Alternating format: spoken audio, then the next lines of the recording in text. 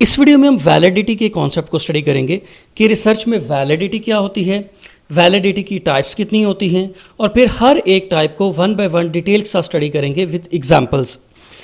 Previous video के अंदर हमने रिलायबिलिटी के कॉन्सेप्ट को स्टडी किया था कि रिलायबिलिटी का मतलब ये है कि अगर एक रिसर्च इंस्ट्रूमेंट या एक रिसर्च मेथड बार बार सिमिलर रिजल्ट्स को प्रोड्यूस करे तो इसे हम कहते हैं रिलायबिलिटी। रिलायबिलिटी डील करती है कंसिस्टेंसी के साथ कि हमारा रिसर्च इंस्ट्रूमेंट या हमारा रिसर्च मेथड बार बार कंसिस्टेंट रिजल्ट्स को प्रोड्यूस करे, जबकि वैलिडिटी रिलायबिलिटी से डिफरेंट होती है। वैलिडिटी का मतलब ये है कि हमारा रिसर्च इंस्ट्रूमेंट या हमारा रिसर्च मेथड वही कुछ मेजर करे जिसके लिए उसे डिज़ाइन किया गया है। Degree to which an instrument measures what it intends to measure, कि हमारा रिसर्च इंस्ट्रूमेंट या रिसर्च मेथड वही कुछ मेजर करे जिसके लिए उसे डिज़ाइन किया गया है, इसे कहते हैं वैलिडिटी। और वैलिडिटी का ये भी मतलब है कि हमारा रिसर्च मेथड एक्यूरेटली मेजर करे जिस चीज़ को मेजर करने के लिए उसे डिज़ाइन किया गया है।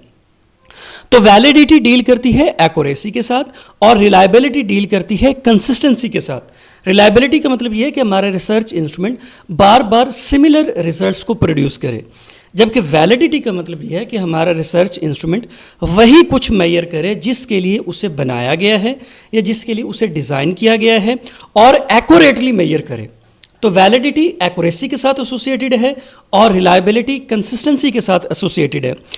फॉर एग्जाम्पल जो थर्मोमीटर होता है ना, थर्मोमीटर को डिज़ाइन किया जाता है बॉडी टेम्परेचर को मेजर करने के लिए। थर्मोमीटर का काम होता है कि वो बॉडी टेम्परेचर को मेजर करता है। तो अगर हम थर्मोमीटर को यूज़ करते हैं बॉडी टेम्परेचर को मेजर करने के लिए तो इसका मतलब ये है कि ये इंस्ट्रूमेंट वैलिड है, क्योंकि थर्मोमीटर को डिज़ाइन ही इसीलिए किया गया है कि वो बॉडी टेम्परेचर को मेजर करे।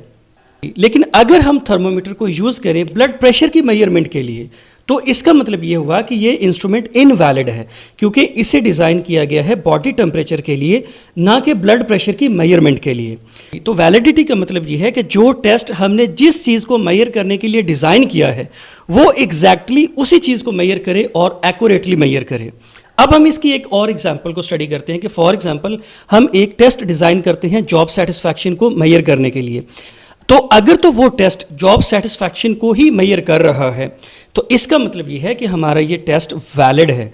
लेकिन अगर वो टेस्ट जॉब सेटिस्फैक्शन के साथ साथ किसी और वेरिएबल को भी मेजर कर रहा है, फॉर एग्जांपल एंग्जाइटी को, डिप्रेशन को या एम्प्लॉय परफॉर्मेंस को, तो इसका मतलब ये है कि हमारा ये टेस्ट वैलिड नहीं है।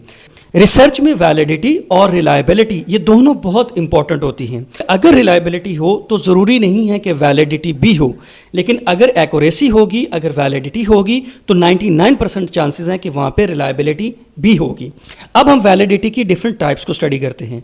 वैलिडिटी की 4 डिफरेंट टाइप्स होती हैं: face validity, content validity, criterion validity. Criterion validity की फिर फर्दर 2 टाइप्स होते हैं: कंकरेंट वैलिडिटी, प्रेडिक्टिव वैलिडिटी, और फिर 4th टाइप है कंस्ट्रक्ट वैलिडिटी। कंस्ट्रक्ट वैलिडिटी की फिर फर्दर 2 टाइप्स होते हैं: कन्वर्जेंट वैलिडिटी और डिस्क्रिमिनेंट वैलिडिटी। अब हम इन 4 डिफरेंट टाइप्स को वन बाय वन डिटेल के साथ स्टडी करते हैं। First one is face validity. Face validity refers to the extent to which a test appears to measure what it claims to measure based on the face value।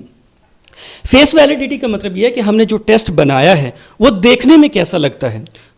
For example हम student से math का test लेते हैं, तो ठीक है, अब जो क्वेश्चन पेपर दिया गया है क्या उसमें देखने से लगता है कि इसके अंदर मैथ के ही क्वेश्चंस हैं, या उसको देखने से ये लगता है कि इसमें फिजिक्स के भी क्वेश्चंस हैं, इसमें केमिस्ट्री के भी क्वेश्चंस हैं और इसमें स्टैट के भी क्वेश्चंस हैं। तो इसका मतलब है कि इस टेस्ट में फेस वैलिडिटी नहीं है। तो फेस वैलिडिटी का मतलब यह हुआ कि क्या हमारा टेस्ट देखने में उसी चीज़ को मेजर कर रहा है जिसको मेजर करने के लिए उसको बनाया गया है। तो फेस वैलिडिटी अपीयरेंस के ऊपर डील करती है कि देखने में हमारा टेस्ट कैसा लग रहा है। फॉर एग्जांपल अगर हम थर्मोमीटर की एग्जांपल लेना तो थर्मोमीटर के ऊपर टेम्परेचर की डिफरेंट ग्रेडिंग्स की होती हैं। तो थर्मोमीटर को हम देख के ये बता देते हैं कि ये इंस्ट्रूमेंट टेम्परेचर की मेजरमेंट के लिए बनाया गया है। तो अगर हम किसी टेस्ट को देख के ये बता देना तो इसका मतलब होता है कि वहाँ पे फेस वैलिडिटी एग्जिस्ट करती है। अब फॉर एग्जांपल एक रिसर्चर एक क्वेश्चनेयर को डेवलप करता है एम्प्लॉयज़ के डिप्रेशन लेवल को मेजर करने के लिए, वो एम्प्लॉयज़ जो कि प्राइवेट ऑर्गेनाइजेशंस में काम करते हैं। अब ये जो क्वेश्चनेयर है, अगर इसके अंदर जो क्वेश्चंस हैं वो डिप्रेशन के रिलेटेड ही हैं और देखने से यही लगता है कि ये क्वेश्चनेयर डिप्रेशन की मेजरमेंट के लिए ही बनाया गया है। फेस वैलिडिटी वीकेस्ट और सिंपलेस्ट फॉर्म होती है वैलिडिटी की, ठीक है, क्योंकि इसका फोकस सिर्फ और सिर्फ अपीयरेंस के ऊपर होता है। नेक्स्ट टाइप है कंटेंट वैलिडिटी। कंटेंट वैलिडिटी का मतलब यह है कि जिस भी चीज़ की मेजरमेंट के लिए हमने टेस्ट को डिज़ाइन किया है, क्या वो टेस्ट उस चीज़ के डिफरेंट एस्पेक्ट्स को मेजर कर रहा है या नहीं कर रहा। फॉर एग्जाम्पल एक रिसर्चर है जो कि कॉलेज लेवल स्टूडेंट्स के अंदर इंग्लिश लैंग्वेज एबिलिटी को मेजर करना चाहता है कि स्टूडेंट्स की इंग्लिश लैंग्वेज की एबिलिटी का लेवल क्या है, ठीक है। तो इसके लिए वो एक टेस्ट डिज़ाइन करता है। किसी भी लैंग्वेज की एबिलिटी को जांचने के लिए ना 4 डिफरेंट कंपोनेंट्स इंपॉर्टेंट होते हैं: रीडिंग, राइटिंग, स्पीकिंग और लिसनिंग। हम ये कैलकुलेट करते हैं कि कोई भी इंडिविजुअल उस पर्टिकुलर लैंग्वेज को रीड कर सकता है, राइट कर सकता है, बोल सकता है और सुन सकता है, ठीक है। तो ये 4 इंपॉर्टेंट कंपोनेंट्स होते हैं किसी भी इंडिविजुअल की लैंग्वेज एबिलिटी को स्टडी करने के लिए। अब एक रिसर्चर ने टेस्ट बनाया इंग्लिश लैंग्वेज एबिलिटी को जांचने के लिए या मेजर करने के लिए, ठीक है। उसने टेस्ट बनाया, उसके अंदर उसने रीडिंग को भी डाला, राइटिंग को भी डाला, स्पीकिंग को भी डाला, लेकिन उसके अंदर उसने लिसनिंग को इंक्लूड नहीं किया। तो लिसनिंग लैंग्वेज एबिलिटी का एक इंपॉर्टेंट कंपोनेंट है, तो रिसर्चर ने एक इंपॉर्टेंट कंपोनेंट को मिस कर दिया। तो इसका मतलब यह है कि इस टेस्ट के अंदर कंटेंट वैलिडिटी नहीं है।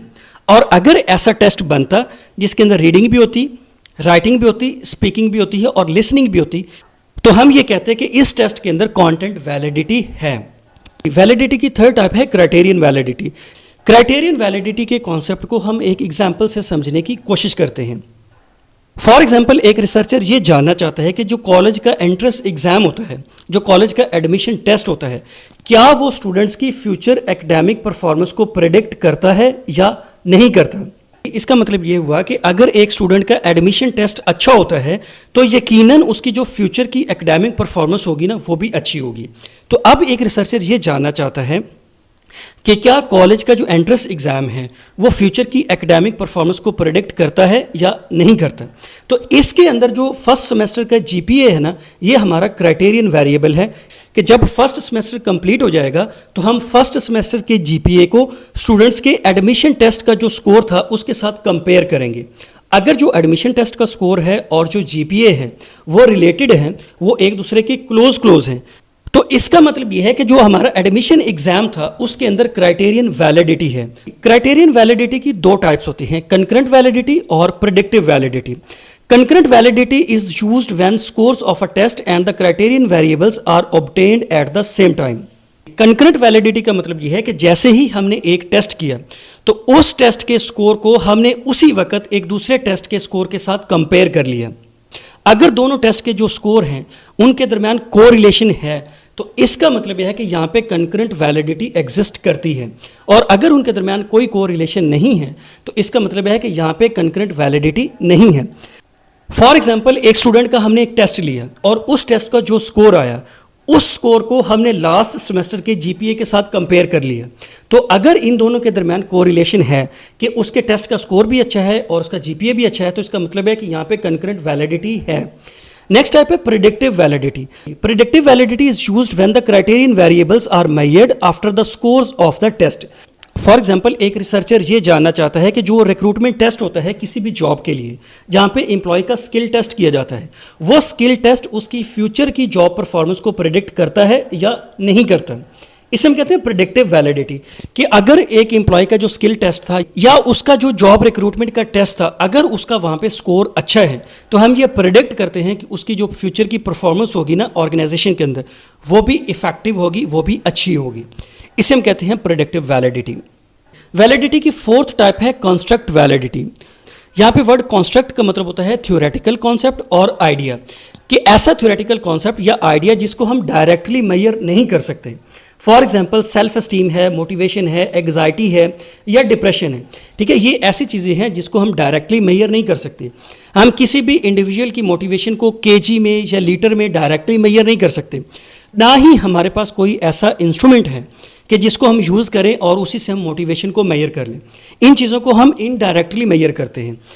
तो जिस कॉन्सेप्ट या आइडिया को हम इनडायरेक्टली मेजर करते हैं ना, उसे हम कहते हैं कॉन्स्ट्रक्ट। कॉन्स्ट्रक्ट वैलिडिटी की दो डिफरेंट टाइप्स होती हैं, कन्वर्जेंट वैलिडिटी और डिस्क्रिमिनेंट वैलिडिटी। कन्वर्जेंट वैलिडिटी का मतलब ये है कि दो सिमिलर कॉन्स्ट्रक्ट्स के दरमियान पॉजिटिव कोरिलेशन होना चाहिए, कि अगर हम दो सिमिलर कॉन्स्ट्रक्ट्स को मेजर कर रहे हैं ना, ऐसे कॉन्स्ट्रक्ट्स जिनकी नेचर एक जैसी है, तो इनके दरमियान पॉजिटिव कोरिलेशन होना चाहिए। इसको कहते हैं कन्वर्जेंट वैलिडिटी।